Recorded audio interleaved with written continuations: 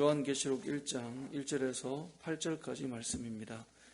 예수 그리스도의 계시라. 이는 하나님이 그에게 주사 반드시 속히 일어날 일들을 그 종들에게 보이시려고 그의 천사를 그 종 요한에게 보내어 알게 하신 것이라.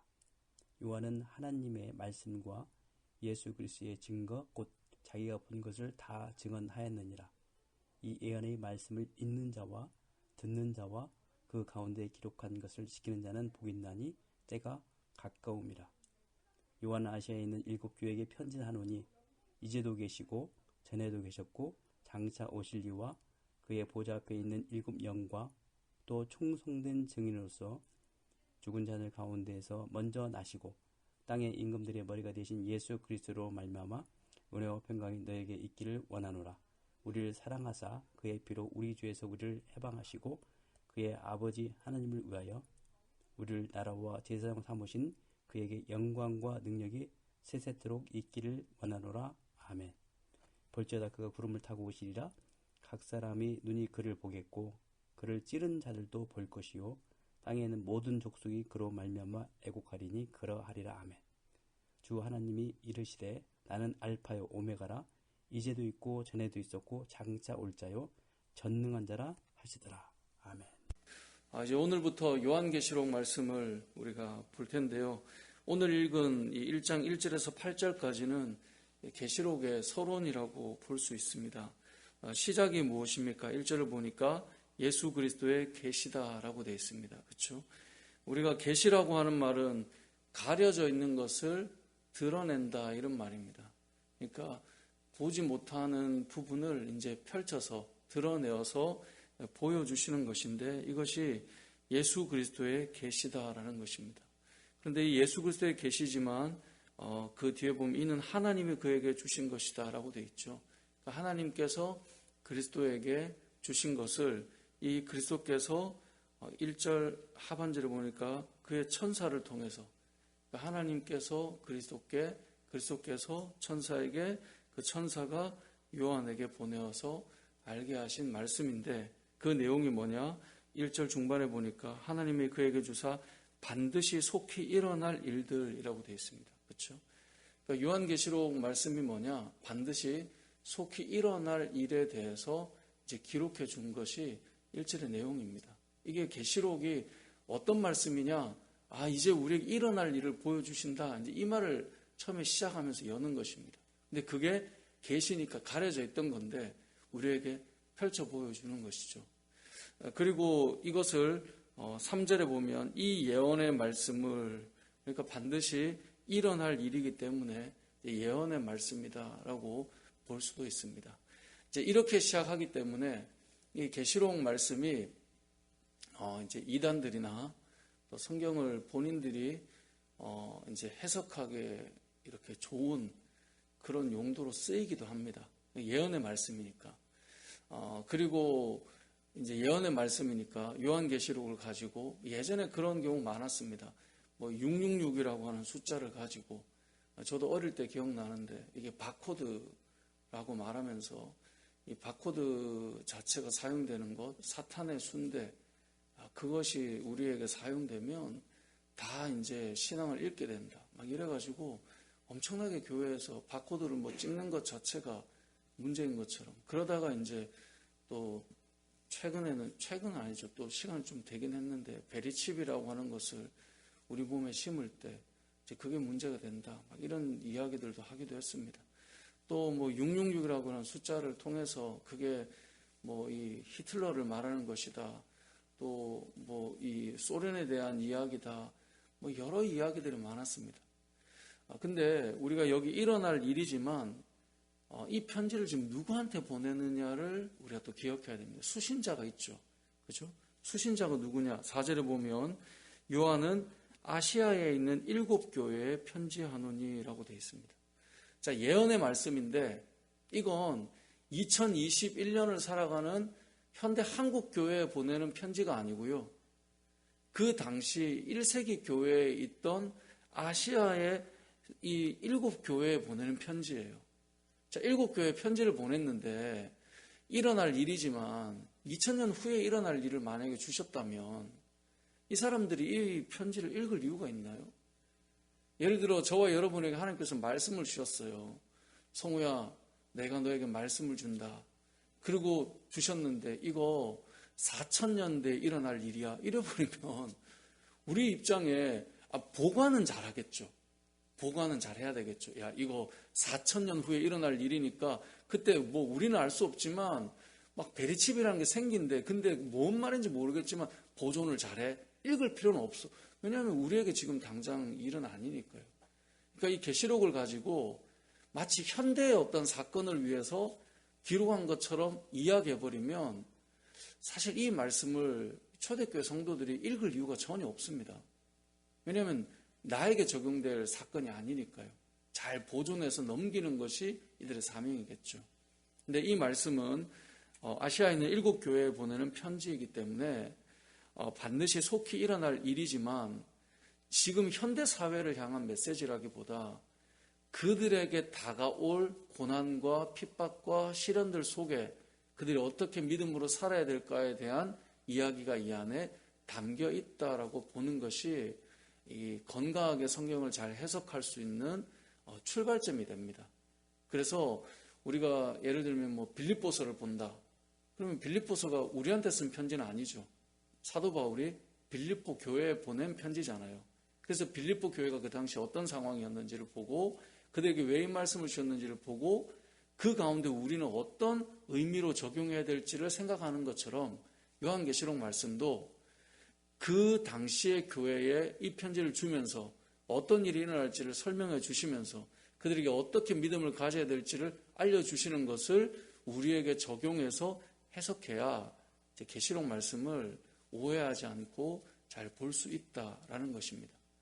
자, 그렇다면 이 말씀을 주실 때 일어날 일이니까 이 말씀을 미리 받고 이들이 어떻게 해야 되느냐? 그것이 이제 3절인데요. 이 예언의 말씀을 읽는 자와 듣는 자와 그 가운데 기록한 것을 지키는 자가 복이 있다. 이제 헬라어는 왜냐하면이 들어가 있는데요. 왜냐하면 때가 가까움이라 라고 되어 있습니다. 자, 어떤 사람이 복이 있다고요? 읽는 자와 듣는 자와 그 가운데 기록한 것을 지키는 자. 우리말 성경이 이걸 다 떨어뜨려 놨지만 원어를 보면 읽는 자는 단수로 되어 있어요. 그리고 듣는 자와 지키는 자는 복수로 되어 있습니다. 그러다 보니까 간혹 이단들이 쓰는 것이 읽는 자가 단수이기 때문에 이 계시록 말씀을 본인이 어떤 계시를 받아서 읽을 수 있는 사람은 단수니까 본인이다라고 해석을 하기도 합니다. 대부분은 그렇게 해석을 합니다. 왜냐하면 원어 자체가 읽는 자는 단수니까요. 그리고 듣고 지킨다는 복수가 되어 있으니까. 그런데 당시에 이 구약의 이 시대나 또 이 초대교회 회당의 어떤 이 모습을 보면 말씀을 읽어주는 자가 있었죠. 그래서 읽는 자가 이제 단수로 되어 있는 것입니다. 그리고 여기 듣는 자와 지키는 자를 우리말 성경은 분리해 놨지만 이 관사가 하나밖에 안 붙어 있어요. 그러니까 좀 더 정확하게 이 말을 해석하려면 듣는 자와 지키는 자가 따로 되어 있는 게 아니고요. 관사가 하나이기 때문에 듣고 지키는 자를 말해요. 그러니까 말씀을 듣고 행하는 자가 복이 있다 이 말인 거예요. 관사가 하나이기 때문에. 이게 만약에 두 개가 붙어 있으면 원어에서 이 따로따로를 말해요. 듣기만 해도 복이 있고요. 지키기만 해도 복이 있는 그런 의미가 되지만 관사가 하나이기 때문에 이게 듣고 지키는 자를 분리해 놓은 것이 아닙니다. 그러니까 우리말은 접속사가 붙다 보니까 이게 다른 사람처럼 느껴질 수 있지만 읽는 자라고 하는 단수와 이 말씀을 듣고 지키는 자라고 하는 어떤 이 복수의 여러 사람들을 말하는 거죠. 그들이 복이 있다는 거예요. 결국은 오늘 이 본문의 말씀은 하나님께서 우리에게 주시는 이 계시의 말씀을 우리가 들을 때 그것을 지킴으로 나가는 사람들, 듣고 행하는 자가 복이 있다라고 오늘 이 말씀은 우리에게 해주고 있는 것입니다. 그래서 이 요한계시록의 서론 부분이 이렇게 되는 거예요. 예수 그리스도의 계시, 속히 일어날 일들, 너에게 이런 일이 일어날 거야. 자, 그런데 이 말씀을 듣고 행하는 자가 복이 있는 거야. 이게 첫 번째 메시지인 거예요. 두 번째는 이제 계시록을 쭉 써 내려가겠지만 이게 서론부니까 계시록의 말씀이 뭐가 나옵니까? 핍박과 고난과 어려움이 나오죠. 그런 어려움이 있지만 자 5절에 보면 이렇게 되어 있습니다. 또 충성된 증인으로 죽은 자들 가운데 먼저 나시고 땅의 임금들의 머리가 되신 예수 그리스도로 말미암아 뭐가 있기를 원해요? 은혜와 평강이 너에게 있기를 원하노라. 이게 두 번째 메시지예요. 이 서론에는. 그러니까 앞으로 계시록의 말씀을 보면 엄청난 너에게 고난과 핍박과 환난과 어려움이 있지만 너에게 은혜와 평강이 있기를 원한다는 거예요. 누구로 말미암아요? 예수 그리스도로 말미암아. 그리고 그 위에 4절에 보면 그의 보좌 앞에 있는 7 영과라고 되어 있죠. 그러니까 7 영과 예수 그리스도로 말미암아.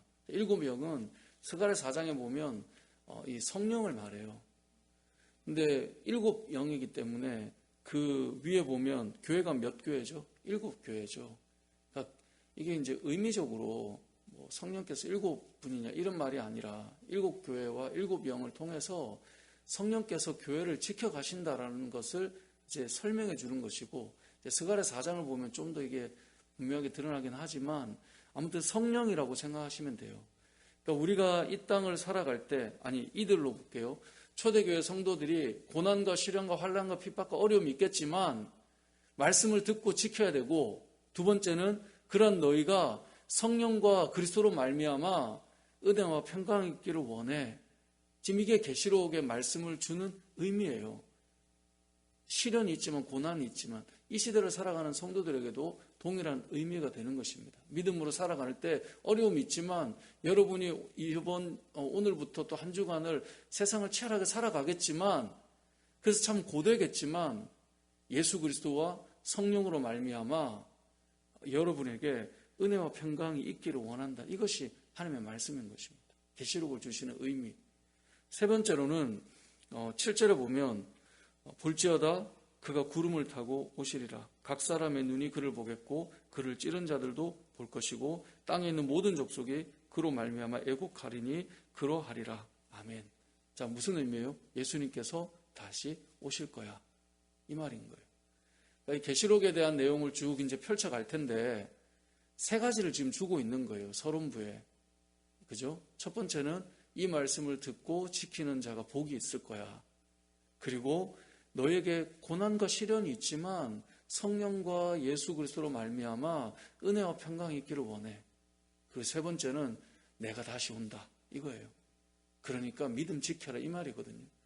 이 말을 이제 시작해서 계시록을 쫙 펼쳐서 보는 겁니다. 이 서론 부분이 정리가 되어 있지 않으면 이 이제 말씀을 볼 때 예언서기 때문에 막 엄청 막 먼 미래에 대한 이야기로 갔다가 또 어떤 역사를 가지고 이것을 막 적용을 시켰다가 그렇게 이제 흘러가곤 하는데요. 그게 아니라 이들에게 왜 이 말씀을 주었는가, 이것을 우리가 먼저 보고 우리가 적용해 가면 좋겠죠. 말씀을 정리해 보겠습니다. 이 서론 부분의 말씀을 우리에게도 좀 적용해 보면 이 종말의 때를 맞이하는 것은 모든 성도들이 가져야 될 자세라고 성경은 말씀합니다. 주님이 곧 오신다라고 믿고 살아가는 것은 모든 성도들의 자세입니다. 그러한 믿음의 삶을 살아가는 우리들에게도 이 세 가지가 그대로 적용되는 것입니다. 첫 번째는 말씀을 듣고 행하는 것. 그죠? 저와 여러분이 어제 말씀을, 주일 말씀을 듣거나 또 오늘 새벽에 말씀을 듣거나 말씀을 들을 때 듣고 행하는 것. 그들이 복이 있는 거예요. 이게 끊어지면 안 돼요. 듣는 것, 행하는 것 따로가 아니라 붙어 있다는 거죠. 또 한 가지는 성령께서 그리고 그리스도께서 우리에게 은혜와 평강을 주신다는 것입니다. 우리의 삶에 환난과 고난은 다 있어요. 믿음의 사람들에게도 어려움들이 다 있죠. 하지만 그리스도 안에 있는 자와 그렇지 않은 자는 풀어가는 것이 다르고 같은 고난을 당해도 그것을 받아들이는 자세가 너무나 다르죠.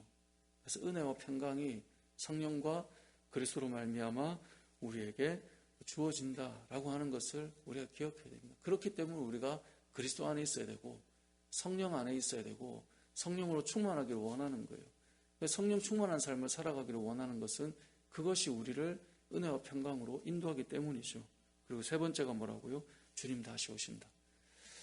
요즘에는 예수님이 다시 오시는 이 재림에 대한 신앙을 많이 강조를 못해요. 왜냐하면 워낙 이단들이 주님 다시 오심에 대한 것을 나를 정해버리고 막 이야기하고 기도하고 이래버리니까 이 부분이 많이 사라졌지만 초대교회 성도들은 다 마라나타의 신앙을 가지고 있습니다. 그래서 요한계시록의 마무리가 마라나타잖아요. 아멘 주 예수여 어서 오시옵소서. 믿음을 지키는 자들의 삶은 다 주님을 기다리는 사람들이에요. 주님 만나기를 기다리지 않는데 믿음을 지킨다? 그거 얼마나 힘든 일이겠어요. 주님 오심을 기다리기 때문에 우리가 이 세상에서의 고난을 이겨낼 수 있는 것입니다. 이 마라나타의 신앙이 이 드센 요한계시록의 그 고난과 시련 속에 이들의 믿음을 지키는 큰 힘이 되어주는 정신이었는데요.